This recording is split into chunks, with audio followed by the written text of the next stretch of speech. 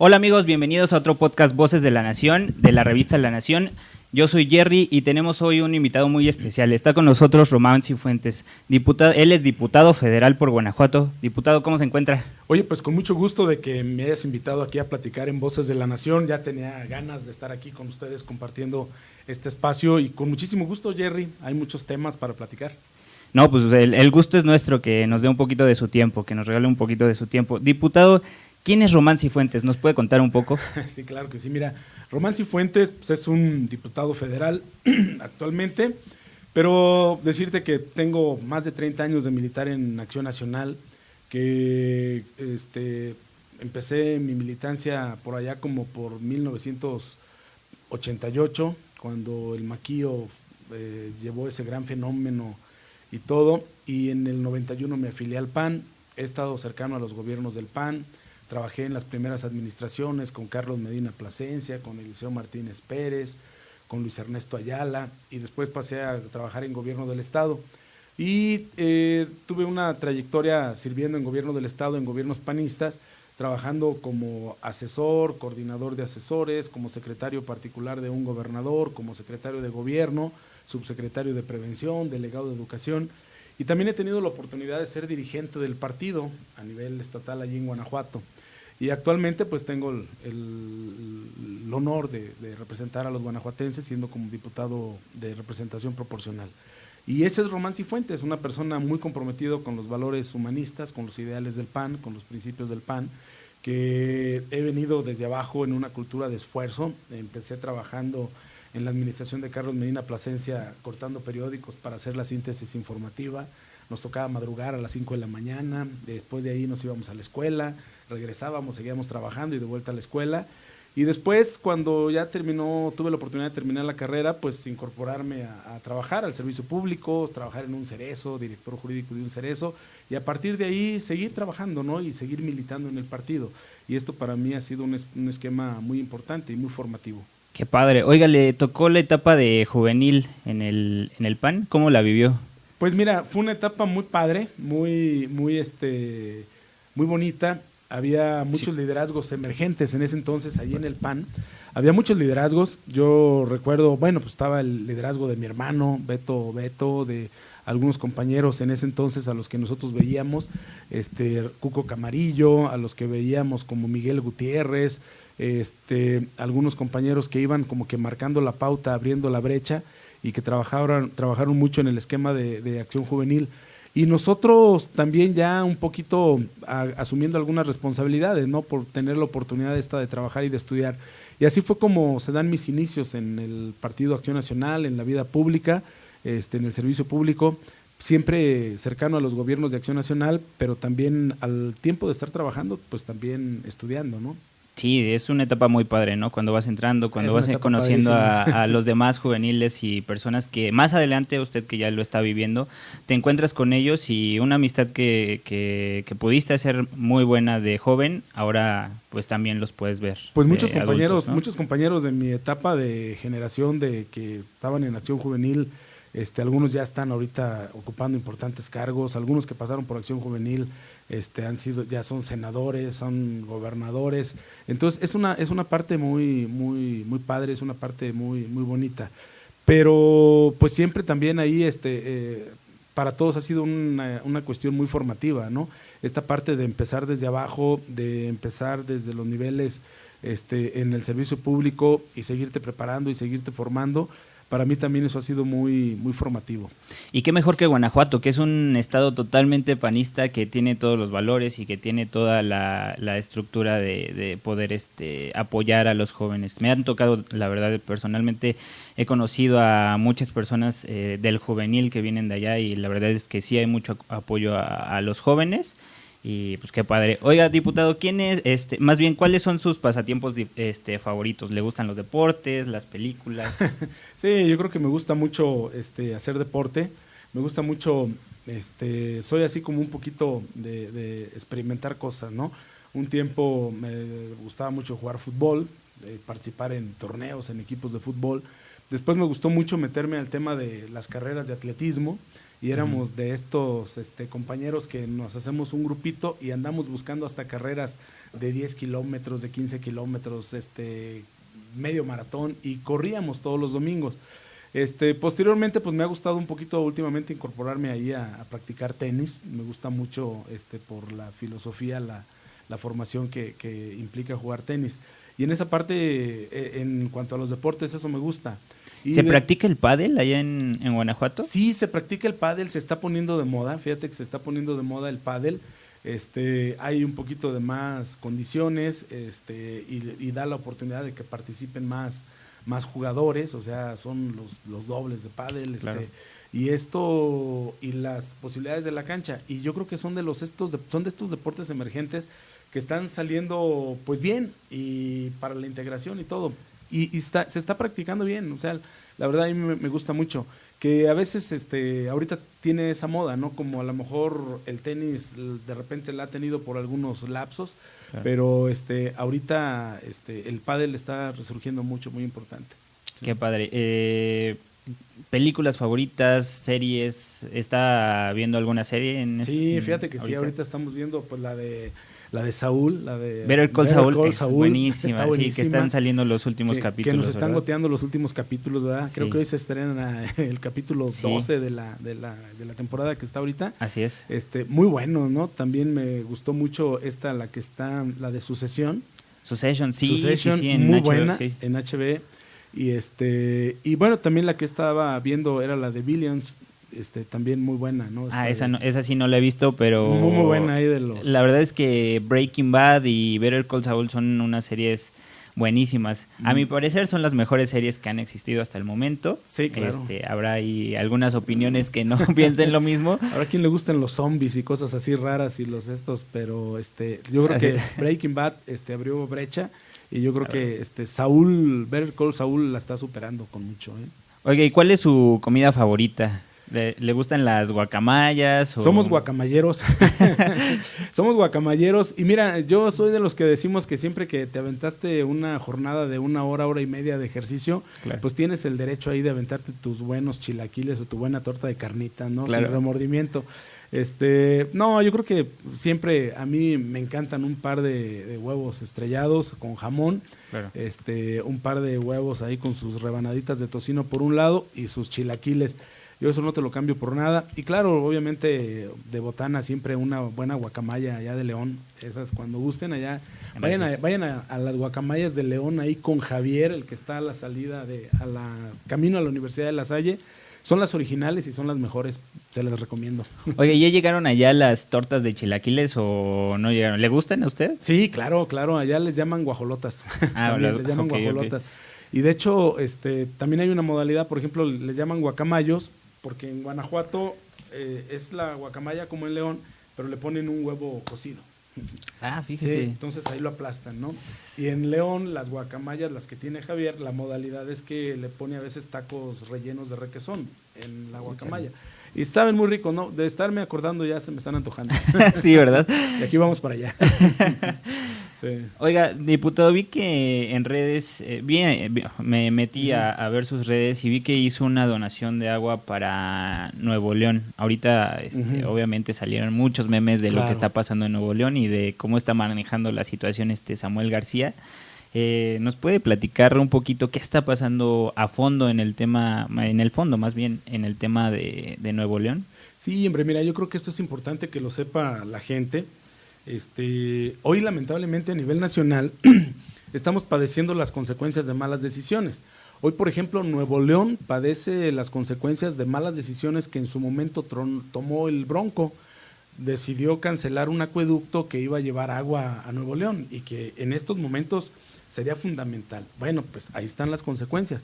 Y lo mismo le puede pasar a Guanajuato. Guanajuato venía trabajando en un proyecto de una presa llamada El Zapotillo, que le iba a dar agua a la ciudad de León, a los Altos de Jalisco y a la zona metropolitana de Guadalajara. Y de buenas a primeras, el presidente de la República dice, no, porque hay quien se opone, no hay que darle agua a León ni a los Altos de Jalisco. Y entonces, este tipo de decisiones arbitrarias, caprichosas o populistas, el día de mañana nos van a alcanzar y tienen consecuencias gravísimas. Y entonces, lo que hoy padecemos es precisamente las consecuencias de malas decisiones. Malas decisiones que luego de repente toman ahí algunos gobernantes en turno por caprichos y criterios políticos. A mi parecer, diputado, son decisiones electoreras. Son decisiones electoreras para el aplauso fácil y para quedar bien con un grupo específico y no ven el interés general. ¿Sí? Claro. Y yo creo que por eso se urge que, déjame decirte que también estamos en la Comisión de Recursos Hidráulicos y también estamos trabajando mucho en la adecuación de la nueva ley de aguas nacionales, en reglamentar el derecho humano al agua potable. Y precisamente también tenemos que considerar que se evite este tipo de situaciones en las cuales de manera caprichosa un gobernante o una autoridad pueda poner en riesgo el futuro, ¿sí? La tranquilidad y la paz de toda una sociedad, de toda una comunidad. Y eso es lo que hoy tenemos que estar haciendo. Y efectivamente, fíjate que mandamos agua, y qué bueno que tocas este tema, porque hubo por ahí quien nos dijo, seguramente por haber mandado esas botellas de agua ya solucionaron el problema. Pues fíjense que no lo mandamos para solucionar el problema de largo plazo, lo mandamos para precisamente quitarle una presión y una preocupación menos a la mamá que tiene que preparar un biberón para el bebé, al adulto mayor que tiene que tomarse la medicina, ¿sí? A esa mamá que tiene que darle agua a sus hijos que los va a mandar a la escuela. Para esa gente mandamos precisamente este apoyo del agua potable.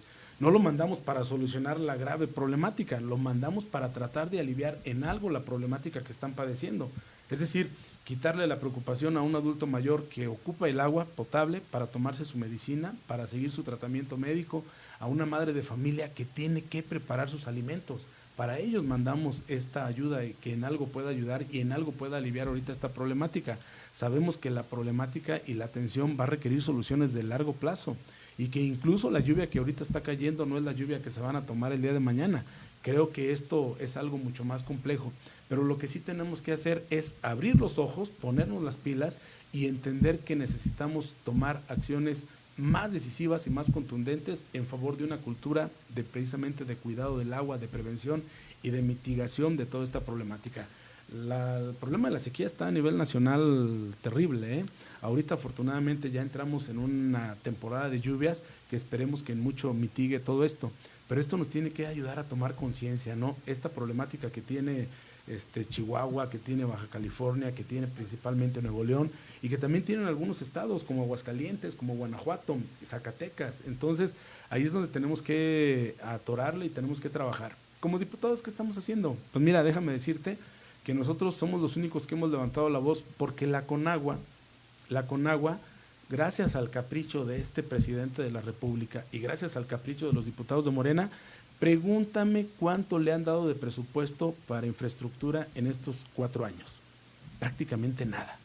Es decir, esta Conagua requeriría de aproximadamente más de 70,000 millones de pesos por año y apenas este año se le aprobaron 33,000 millones de pesos. O sea, el déficit de recursos que trae la Conagua es terrible.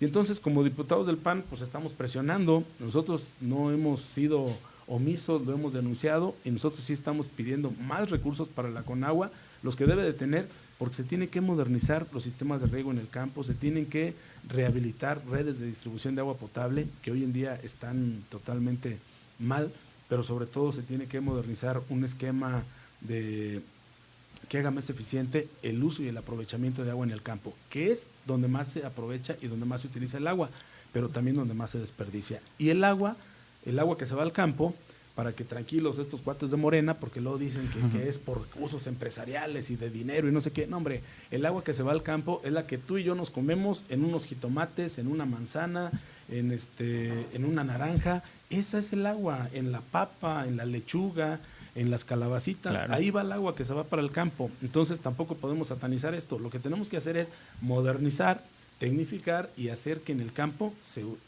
desperdicie la menor cantidad posible. Claro, y es que, oiga, es muy fácil hacer memes y burlarse de que no se pueden bañar en Monterrey, pero si estuviéramos en esa situación aquí o en cualquier otro estado, la verdad es que es una situación súper difícil. Yo, la verdad, no sabría cómo reaccionar ante ese problema. O sea, la verdad es que es muy grave. Y sí, creo que en vez bueno, o sea, está bien la burla y todo eso, pero también tenemos que generar conciencia como sociedad para poder prever estas situaciones que le hacen mal a todo el mundo. Yo veía, por ejemplo, en la pandemia que los árboles estaban más verdes, los parques tenían como más vida. Y seguramente es por lo mismo, ¿no? Porque la gente no salía, porque no usaban tanto los carros y todo esto. Entonces creo que sí tenemos que empezar a ver y a usar soluciones que sean más amigables con el medio ambiente, no como lo están haciendo en este sexenio, que se están enfocando a hacer refinerías que contaminan más de lo que Claro. de la electricidad que producen y todo esto, ¿no? Alguien alguna vez me preguntaba y me decían, bueno, ¿y dónde están estos recursos que la Conagua ha dejado de recibir?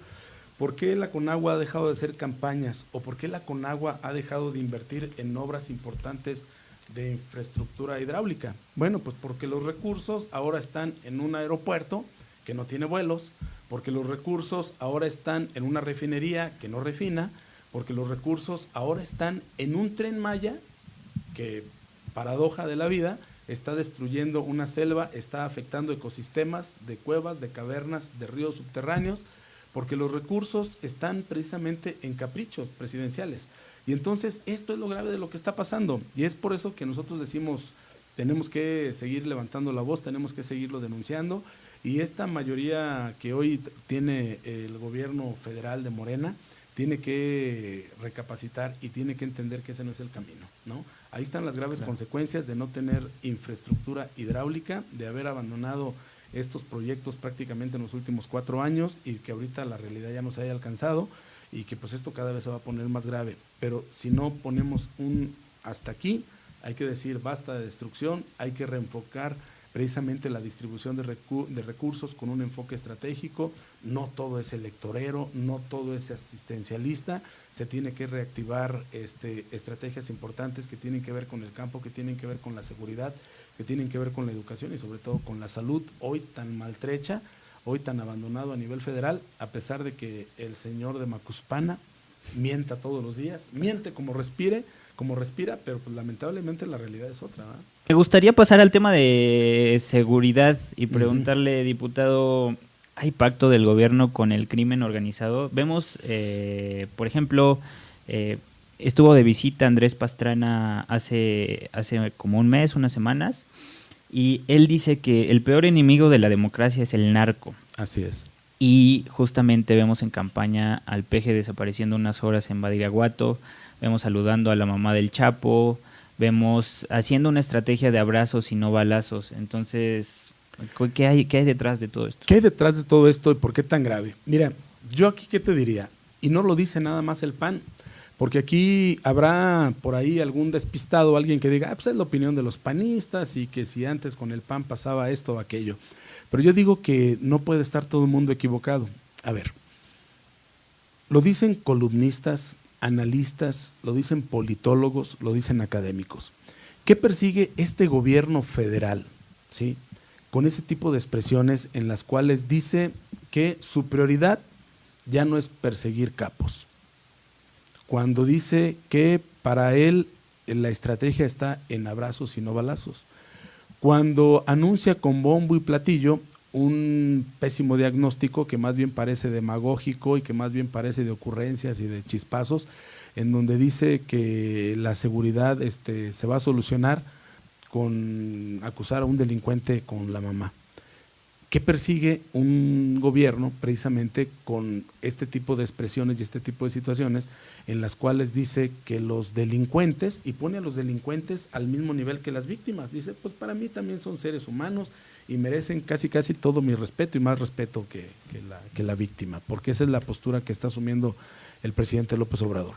Y yo creo que esto es lo que ha generado este tipo de confusiones y este tipo de señalamientos. Y no lo dice el PAN, lo dice la sociedad entera. Y a raíz, incluso ni siquiera con los últimos acontecimientos en los cuales se logra la detención de un capo como Caro Quintero, no se desata una ola de comentarios y de opiniones positivas en favor de decir, ahora sí el gobierno va a actuar o va a ponerse firme. No. Esa es otra, porque se acaba de caer un helicóptero con justamente los militares que atraparon a Caro Quintero, ¿no? Así es, sí, y por más que el gobierno quiera distraer la atención y diciendo, oigan, quien lo atrapó fue la perrita, aquí está la perrita, miren, tómenle fotos a la perrita. La realidad es que tenemos un gobierno que miente, que confunde, un gobierno que está totalmente desorientado.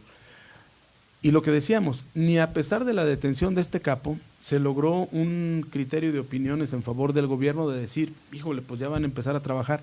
No, lo que se soltaron fueron las 20,000 especulaciones por presión del gobierno de Estados Unidos, porque lo obligaron desde Estados Unidos. Incluso la jefa de la DEA festejó y dijo, con la información que les dimos lo lograron detener. El mismo presidente dice, hubo colaboración de la DEA con la cuestión de la información, y trata de menospreciar y todo. Y en sus primeros comunicados dicen, sí tiene que ver la caída del helicóptero con el tema de la aprehensión de Caro Quintero, y después tratan de desmentir todo, que no participó la DEA, que no tuvieron nada que ver y que los militares se cayeron por otra cuestión. Yo creo que todo esto lleva a un esquema de rarezas, de confusión y de un mal manejo, como ha sido todo el sexenio del tema de la seguridad en estos casos, ¿no? Y yo creo que en vez de tener un gobierno que esté declarando de manera firme, de manera contundente la firmeza de la acción del Estado en contra de la delincuencia, pues vemos a un presidente de la República dubitativo, miedoso, temeroso, y como decíamos, más inserto en las especulaciones de que qué estará pensando Manuel Bartlett, qué estarán pensando los funcionarios y los allegados del presidente de la República que están siendo señalados, o incluso algunas mismas autoridades de Morena, ¿no?, que están siendo señalados, claro, ahí con vínculos, ahí con delincuencia organizada. Y yo creo que esto nos habla precisamente de este esquema tan confuso, tan enrarecido que hay en esta materia. Y todo esto, pues, ¿de qué se viene derivando? ¿De qué se viene derivando? Pues se viene derivando precisamente de esto, o sea, un mal diagnóstico, un gobierno que hace un diagnóstico totalmente erróneo, incluso demagógico, infantil, de menospreciar el tema de la inseguridad y decir que se va a solucionar de manera muy fácil. Tomar decisiones erróneas, desaparecer a una policía preventiva, una policía federal preventiva que tenía áreas, divisiones, capacidades para atender tráfico de drogas, para atender tráfico de armas, tráfico de personas, para atender actividades muy encaminadas precisamente a estar frenando a la delincuencia organizada, y la desaparecen. Y esa fue una mala decisión. Otra mala decisión, quitarle los recursos de Fortasec a los estados y municipios, ¿sí? Dejarlos de manos amarradas, dejarlos sin recursos, sin posibilidades, y dejarlos a merced de una delincuencia organizada con mucha mayor capacidad económica, mucha mayor capacidad de desplazamiento y mucha mayor capacidad de organización delictiva, ¿no? ¿Sí? Y entonces son esas consecuencias de malas decisiones, y eso es lo que está pasando, y eso es lo que está pasando en todo México. Sí, y cuando hablamos de que la federación le tiene que entrar y que la federación tiene que asumir la parte que le toca, es porque 9 de cada 10 homicidios violentos que hay en los estados tienen que ver con delincuencia organizada, tienen que ver con tráfico de drogas, tienen que ver con armas de uso exclusivo del fuero federal, y en ese sentido eso involucra la participación de la federación, ¿sí? Claro. Y segundo, pues porque las organizaciones criminales tienen un poder de desplazamiento. El pobre policía municipal de un municipio pues no puede irse a otros estados a combatirlo, y ahí es donde tiene que entrar el esquema de la federación, tiene que entrar la operatividad, tiene que entrar el trabajo de inteligencia, pero compartido con la federación. Y esa es la parte que ha hecho esto cada vez más grave. ¿Por qué? Pues porque hay una ausencia, hay un abandono ahí por parte del gobierno federal. Este tema de abrazos, no balazos, yo ya no persigo capos, o mis prioridades son otras, pues yo creo que ha sido un esquema muy delicado y muy grave, que es lo que hoy estamos viviendo. Claro, y es que en el México de hoy ya no puede ser periodista, ya no puede ser mujer por el tema de los feminicidios, y ya no puede ser nada porque seas lo que seas, tienes miedo de salir a la calle y que te secuestren, que te asalten, que cualquier cosa. Bueno, en este México de este gobierno de la 4T, este gobierno ha superado en mucho ya el índice de homicidios que tuvo Felipe Calderón en 6 años. Está por superar el índice de homicidios ya también con mucho de los que tuvo Enrique Peña Nieto. Hoy en día también es triste y es lamentable que un día sí y otro también nos enteramos de ataques hacia periodistas, que nos enteramos de ataques a defensores de derechos humanos, que nos enteramos que el presidente de la República dice que el movimiento le quita validez al movimiento de los derechos de las mujeres, que le quita validez o incluso acusa de golpistas a los padres de niños que tienen un padecimiento de cáncer. Y entonces esa es la realidad, eso es lo que estamos viendo con este gobierno federal. Y yo creo que hoy lo que sí se nos ha aquí hecho cada vez más grave y más delicado es precisamente este mal diagnóstico, esta toma de decisiones erróneas que día con día nos están cobrando una factura terrible. ¿Por qué? Pues porque dejaste sin recursos a los estados, a los municipios, porque todos los recursos los concentraste en una Guardia Nacional que nosotros siempre lo denunciamos, se puso como servicio como policía migratoria y nosotros lo denunciábamos en el PAN, y esto lo vino a señalar y lo vino a ratificar contundentemente Donald Trump cuando dice: nunca he visto a nadie doblarse como se doblaron estos amigos, ¿sí? Y yo creo que ahí está la contundencia de cómo están tomando malas decisiones, de cómo estas malas decisiones están afectando el contexto de la seguridad y están haciendo más grave y más delicada esta problemática. Hoy nuestra sociedad está muy convulsionada, con mucha violencia, pues también habría que preguntarle al gobierno federal: los índices de decomisos de drogas y de armas que tienen están en picada y hacia abajo. O sea, ¿por qué? Pues porque una Guardia Nacional que no vigila, que no cuida o que no está enfocada precisamente a estas metas o a estos lineamientos. ¿Y por qué militarizar a la Guardia Nacional? Fíjate que eso es siempre un capricho que tienen algunos líderes, algunos personajes dictadores autoritarios con esta mentalidad autoritaria, que no quieren ser contradecidos, que solamente quieren que impere su versión de la realidad, lo que ellos ven. Y yo creo que ahí hay una especie como de sueño de este presidente de la República, ¿no? Él siempre se señaló que él, cuando se compara y cuando él defiende a algunos líderes latinoamericanos como Nicolás Maduro, como Daniel Ortega, como el presidente de Cuba, por poner algunos, pues estos son regímenes que tienen su propia guardia personal, su propio ejército, y yo creo que hoy para allá van estas aspiraciones del presidente López Obrador. No quiere una guardia nacional, quiere una guardia personal, quiere un ejército propio del movimiento de López Obrador. Y yo creo que esto nos hace llegar a esta conclusión de que precisamente tenemos a un líder político que, pues, sus ambiciones de poder cada vez están siendo más concretas, más autoritarias, y se quieren afianzar en este tipo de decisiones. Había un compromiso. Él, cuando era líder de oposición, decía que de ninguna manera podía militarizarse la seguridad, que el ejército debería regresar a los cuarteles. Y hoy vemos que con esa facilidad con la cual mentía, pues hoy se contradice y hoy dice todo lo contrario. Hoy quiere una Guardia Nacional, pero parece que la quiere como una guardia personal, militarizada, como una guardia de su movimiento, y es como una especie como de amenaza hacia toda la sociedad. O piensan todos como pienso yo con mi movimiento, o aquí tengo una guardia personal, una guardia militar. Y yo creo que eso es lo que los partidos de oposición, y empezando por el PAN, no vamos a permitir. Diputado, me queda muy claro que en el PAN somos muy criticones, pero también a cada crítica tenemos una propuesta. ¿Cuál es la propuesta del PAN en el tema de seguridad? Claro, fíjate que eso es algo bien importante, ¿no? La gente quiere que sí señalemos errores del gobierno, pero que tengamos propuestas, ¿no? Que no nada más se trata de estar criticando y señalando, como si anteriormente no hubiera existido errores y todo. Yo creo que se tiene que aprender de las experiencias del pasado, no cometer los mismos errores de lo que se ha hecho mal, pero sí, a partir de cosas que se han hecho bien, pues retomarlas y encauzarlas.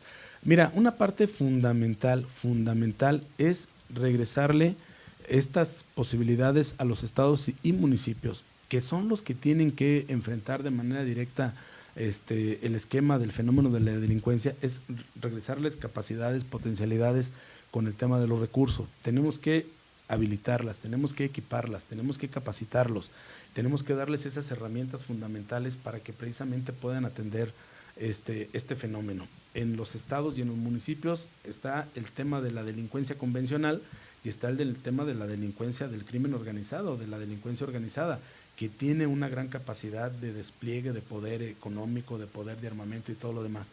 Y al regresarle capacitación, equipamiento y recursos a los estados y municipios, les daremos esta posibilidad de tener mejores herramientas. La otra parte es, efectivamente, tenemos que trabajar por una real y efectiva coordinación. No se vale que ahorita se haya desaparecido una dependencia tan importante como la Policía Federal y la prioridad de la Guardia Nacional sea estar deteniendo migrantes en la frontera sur o en la frontera norte.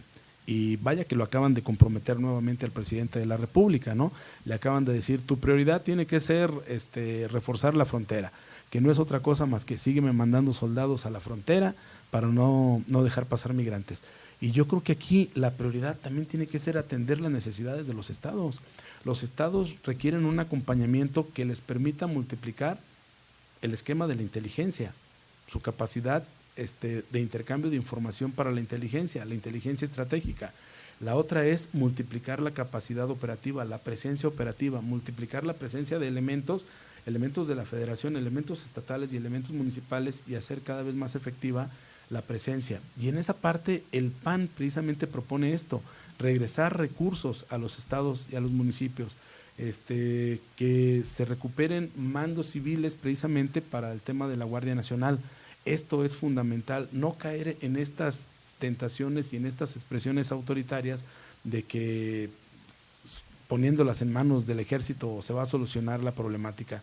Ya hemos visto cómo se pueden cometer excesos o se deben derivar algunos malas acciones o malos resultados cuando precisamente nada más se enfoca en un esquema de militarizar per se. No, yo creo que el tema es que se debe reforzar la formación de los elementos de la Guardia Nacional en un esquema de seguridad pública, en un esquema de lo que conlleva el esquema de seguridad preventiva y no solamente en un esquema represor. Y esa es parte fundamental de lo que Acción Nacional propone, ¿sí? Acción Nacional propone regresar recursos a los estados y municipios, que exista efectivamente un esquema que permita abatir este esquema y este mensaje de impunidad que hoy en día parece que cobija a la delincuencia organizada.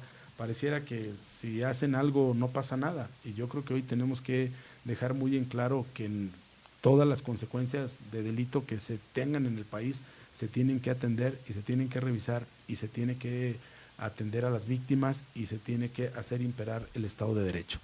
Hoy en día, estos 4 años, este mensaje de este presidente de la República diciendo que él da abrazos, que él prefiere amor y paz y que él no persigue, ha sido de un grave costo. Y precisamente hoy lo que necesitamos es reforzar la presencia de un Estado firme, un Estado democrático, social y de derecho, un Estado en el cual precisamente es concentrador del monopolio del uso de la fuerza, pero precisamente para defender los intereses de toda la sociedad. ¿Sí? Y que conste que en esto no estamos diciendo no queremos un Estado represor, un Estado violento, no, queremos un Estado que atienda las causas de la delincuencia con firmeza, ¿sí? Este presidente de la República ha dicho que atendiendo las causas de la inseguridad va a solucionar el problema, es decir, con programas sociales. Pues suena muy bonito, pero hay que decirle que sus programas sociales, asistenciales, están manchados por el velo de la corrupción, ¿sí? Que de cada 100 pesos que se aplican en los programas sociales, 82 pesos están manchados por la corrupción y solamente 18 pesos tienen una aplicación de destino concreto a la problemática. Entonces, ¿qué quiere decir? Pues que los programas sociales que el presidente decía que iban a hacer para atender las causas de la inseguridad están enfocados a esquemas electorales, a esquemas asistencialistas y no tienen nada que ver con abatir precisamente la problemática de la inseguridad. Y yo creo que en esa parte también tenemos que enfocar criterios, tenemos que hacer cambios importantes. Diputado, muchísimas gracias por venir a visitarnos. ¿Algún mensaje que le quiera decir también a nuestro auditorio? Estamos en Facebook Live, estamos en Spotify, estamos en Apple Podcast. No, muchas gracias. Mira, con el gusto de platicar aquí con ustedes, decirles que efectivamente nos toca enfrentar problemas que son muy serios. Esta problemática de la inseguridad terrible que se deriva de que tenemos un presidente que hace un mal diagnóstico, que toma malas decisiones y que este mal diagnóstico y estas malas decisiones pues acarrean consecuencias gravísimas y eso es lo que está pasando, ¿no? Tenemos que corregir ese diagnóstico, tenemos que corregir las acciones y las decisiones y volver más la mirada a fortalecer a los estados y a los municipios. Por ahí empieza buena parte de la solución. Y decirles a los chavos, decirles a los jóvenes, involúcrense más en la vida pública, participen más. Miren, la vida política es tan importante que no se la dejen solo a los políticos. Aquí no basta que los jóvenes intercambiemos un meme ofensivo, no basta que esto sea una cuestión de plática de café. Yo creo que jóvenes hoy en día los requerimos más a ustedes participando en política, tomando una decisión cada vez más activa, pero sobre todo diciendo a ustedes qué es lo que ustedes quieren, qué es lo que a ustedes les interesa y sobre todo siendo un factor determinante del México que queremos. ¿Cómo queremos este México? Que este México del futuro sea, pues lo vamos a conformar y lo vamos a hacer, pero con ustedes. Diputado, muchísimas gracias. Muchas Nos gracias. vemos en el próximo capítulo de este podcast. Hasta muchas luego. Gracias, Jerry. Muchas gracias. Un gustazo estar aquí en Voces de la Nación. Gracias, Jerry. Un saludo. Un saludo. Nos vemos.